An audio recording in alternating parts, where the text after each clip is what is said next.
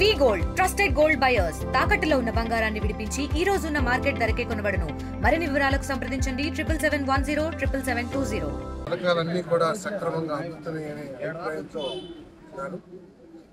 అక్కడక్కడ కొన్ని సాంకేతిక కారణాలతో కొంతమందికి రాకపోయినప్పుడు కూడా 95-96% మందికి పథకాలు వస్తున్నాయి. ఉదాహరణకి తల్లికి వందనం ఏదైతే ఉంటుందో పిల్లలు చదువుతున్న స్కూల్స్లో వాళ్ళు చేసిన ఇన్పుట్ ఇన్ఫర్మేషన్ ఏదైతే ఇస్తారో దాంట్లో కొంత లోపాలతో మనకు అందపరుస్తాం. చంద్రబాబు నాయుడు గారి నాయకత్వంలో కూటమి ప్రభుత్వం ఈ రాష్ట్రాన్ని అన్ని విధాలుగా అభివృద్ధి చేయాలి. సంక్షేమం కానివ్వండి, అభివృద్ధి కానివ్వండి, పరిపాలన కానివ్వండి, అన్నీ కూడా సమాంతరంగా వెళ్తేనే రాష్ట్రం అభివృద్ధి చెందింది. రాష్ట్రంలో అన్ని వర్గాల ప్రజలు కూడా సంతోషంతో ఉంటారనే లక్ష్యంతో మరి చంద్రబాబు నాయుడు గారి నాయకత్వంలో చంద్రబాబు నాయుడు గారి నెత్తి మీద 10 లక్షల కోట్ల అప్పుల తట్టని పెట్టినా కూడా ఆయనకున్న విజన్తో కానివ్వండి, ఆయనకున్న అనుభవంతో కానివ్వండి, ఈ రాష్ట్రాన్ని ఎక్కించి మరి ఇవన్నీ కూడా వాటన్నిటినీ కూడా దాదాపు 34,000 కోట్ల రూపాయలతో ఎన్టీఆర్ భరోసా పెన్షన్ కానివ్వండి, 10,091 కోట్ల రూపాయలతో తల్లికి వందనం కార్యక్రమం కానివ్వండి, దాదాపు 3,000 కోట్లతో దీపం 2 పథకం కానివ్వండి, మరి ఒక 2 రోజుల్లో, ఒక వారం 10 రోజుల్లో అన్నకి మన అన్నదాత సుఖీభవ కార్యక్రమం పోతా ఉన్నాం. అదేవిధంగా మరి ఆగస్టు 15 నుంచి ఉచిత బస్సు మహిళలకి ఇచ్చే కార్యక్రమం కూడా చేపడతా ఉన్నాం. అన్న క్యాంటీన్ కూడా సభ్యులు సురేష్ గారి ప్రయత్నంతో మింజమూరులోనే అన్న క్యాంటీన్ కూడా దీనికి తోడు మరి రోడ్డు కార్యక్రమం కానివ్వండి, రోడ్లు గత ప్రభుత్వం ఏ విధంగా ఉంది, ఈ ప్రభుత్వం ఏ విధంగా ఉంది, ప్రజలందరూ కూడా స్పష్టంగా అనుభవిస్తారని చెప్పేసి దాదాపు 10-15 కోట్ల రూపాయలు పెట్టి ఇప్పటికే మరి సీసీ రోడ్లు మన పవన్ కళ్యాణ్ గారి నాయకత్వంలో అందరికీ కూడా గుర్తుంటుంది. వైసీపీ సర్పంచ్ను కూడా ఇంట్లోకి వెళ్ళి బాధపడే పరిస్థితి. ఎందుకంటే పంచాయతీలో ఉన్న ప్రతి రూపాయిని కూడా ఆనాటి ప్రభుత్వం వారికి తెలియకోకుండా, పంచాయతీ ప్రెసిడెంట్కి ఆ బోర్డు ఏదైతే ఉంటుందో వాళ్ళకి తెలియకోకుండా రాకేసుకున్న పరిస్థితి నుంచి ఈరోజు ప్రతి పైసా మీద, పంచాయతీకి సంబంధించిన ప్రతి పైసా కూడా పంచాయతీల హక్కు అని చెప్పేసి మరి 13,000 నియోజకవర్గం మన గ్రామాల్లో మన గ్రామ సభలు నిర్వహించి 4,500 కోట్ల రూపాయలతో సీసీ రోడ్డు వేసి కార్యక్రమం చేశాం. సో ఈ విధంగా కూటమి ప్రభుత్వం ముందుకు వెళ్తూ ఉంటే మరి ప్రతిపక్షం ఏ విధంగా పనిచేస్తుందో ఒకసారి ఆలోచించాలని చెప్పేసి నేను మనం చేస్తాను. వాళ్ళు 5 సంవత్సరాల్లో బటన్ నొక్కటం తప్పితే ఈ రాష్ట్ర భవిష్యత్తు కోసం ఫలానా కార్యక్రమం చేసామని చెప్పుకుంటానికి ఏమీ లేక, లేదు కూటమి ప్రభుత్వం చేస్తున్న కార్యక్రమాల్లో ఇది తప్పు అని ఎంచి చూపించే ధైర్యం లేక, కేవలం విద్వేషాలు రెచ్చగొట్టి ఒక యాంటీ సోషల్ ఎలిమెంట్స్ని ఎంకరేజ్ చేస్తూ ఈ రాష్ట్రం యొక్క బ్రాండ్ని డ్యామేజ్ చేస్తానికి కంకణం కట్టుకుంది వైఎస్ఆర్ కాంగ్రెస్ పార్టీ. ప్రశాంత వాతావరణం కోరుకునే తెలుగు రాష్ట్రాల్లో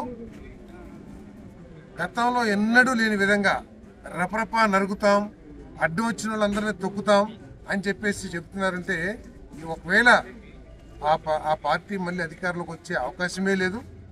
వస్తే ఎటువంటి పరిస్థితులు ఉంటాయో కూడా ప్రజలు కూడా ఆలోచించుకోవాల్సిన అవసరం.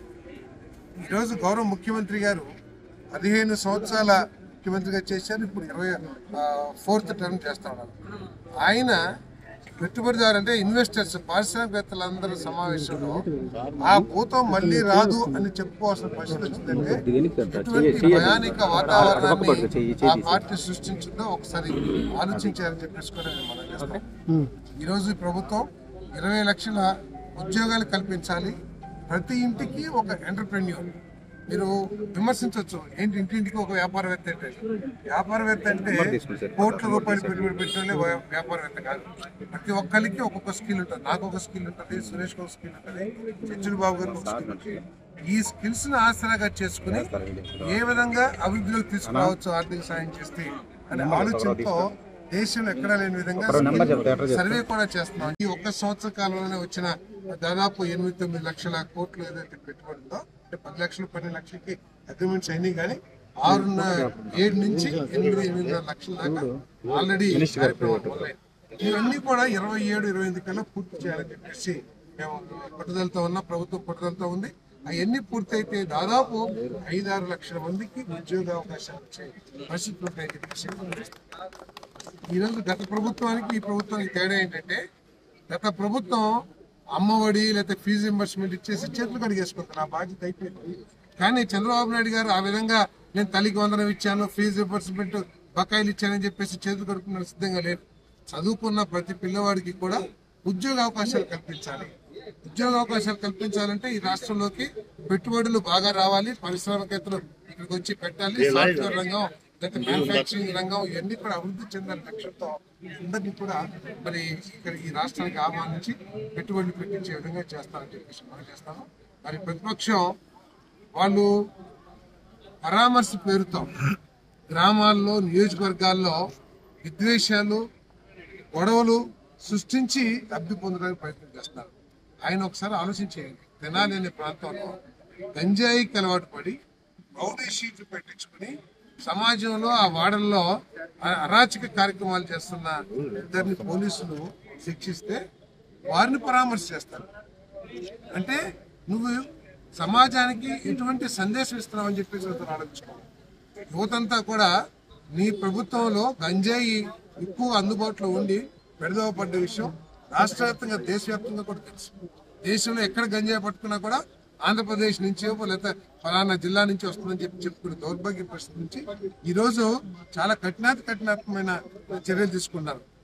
గంజాయి మొక్క పెంచినా గంజాయి అమ్మినా వాళ్ళ మీద కఠిన చర్యలు తీసుకుంటానికి ప్రభుత్వం చిత్తశుద్ధి ఉంది కాబట్టి అది తగ్గింది. నువ్వేం చేస్తున్నావు? ఆ గంజాయి సేవించే వాళ్ళ దగ్గరికి వెళ్ళి పరామర్శించి నువ్వేం బాధ లేదు నేనున్నాను అని చెప్పేసి ధైర్యాన్ని కల్పిస్తున్నావు. ఎటువంటి సమాజాన్ని కోరుకున్నావు ఒకసారి అర్థం చేసుకోమని చెప్పేసి మనం చేస్తాం. అదేవిధంగా ముఖ్యమంత్రి గారు మా నియోజకవర్గానికి వచ్చారు. ఒక గొర్రెల కాపరి 1 సెంట్లో ఇల్లు ఉంటుంది, అక్కడే 2 గేదెలు 10-15 మేకలు, అక్కడే గడ్డి పేడ అంతా ఉంటే అక్కడికి ఒక ముఖ్యమంత్రి గారు వెళ్తారని ఎవరు ఊహించరు. కానీ ఆయన ఆ ఇంటికి వెళ్ళి దాదాపు అరగంట నా నియోజకవర్గం ఆయన నన్ను బయట పెట్టి ఆయన వారికి నీ సమస్యలు ఏంటి, గేదెల పెంపకంలో కానీ గొర్రెల పెంపకంలో కానీ నీకున్న సమస్య ఏంటి, నీకు ఏం చేస్తే నీకు మేలు అవుతుంది అని చెప్పేసి వారి ఇంట్లో. అదేవిధంగా రోడ్డు అమ్ముంటే టిక్కీ లాగా ఉంటది, ఏది క్షవరశాల హెయిర్ కటింగ్ శాల, ఆ కుర్చీలు ఆ కిర్రమని చెక్క కుర్చీ ఏదైతే ఉంటుందో దాంట్లో 20 నిమిషాలు కూర్చుని వారితో ఏంటి తమ్ముడు నీ సమస్య ఏంటి, నీకేం చేస్తే బార్డర్ ప్రభుత్వం నుంచి ఏం ఆశిస్తున్నావు అని చెప్పేసి మాట్లాడటం కానివ్వండి. చెప్పులు కుట్టుకునే ఒక దళిత సోదరుని కారులో ఎక్కించుకుని వెళ్ళి ఆయన పక్క సీట్లో కూర్చోబెట్టుకుని మేము కూడా ముఖ్యమంత్రి గారి పక్కన ఎప్పుడు కూర్చున్నామని చెప్పేసి సురేష్ గారిని నేను కానీ ఆలోచిస్తూ ఉంటాను. సో అటువంటి ప్లేస్ లో ఒక దళితుని చెప్పులు కుట్టుకునే దళితులను తీసుకెళ్లి కూర్చోబెట్టుకుని ఏంటి ఆయన సమస్యలు ఏంటి, మీ ఊళ్ళో సమస్యలు ఏంటి అడిగంటే ఎటువంటి సందేశాన్ని చంద్రబాబు నాయుడు గారు ఇస్తున్నారో ఈ రాష్ట్ర ప్రజలు అర్థం చేసుకోవాల్సిన అవసరం ఉందని చెప్పేసి చేస్తాను.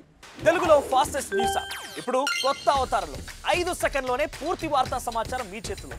సోషల్ మీడియా ట్రెండ్స్ మీ కళ్ళ ముందుకే live TV and voice search options తో ఇప్పుడే డౌన్లోడ్ చేయండి. యాప్ లింక్ డిస్క్రిప్షన్ లో ఉంది.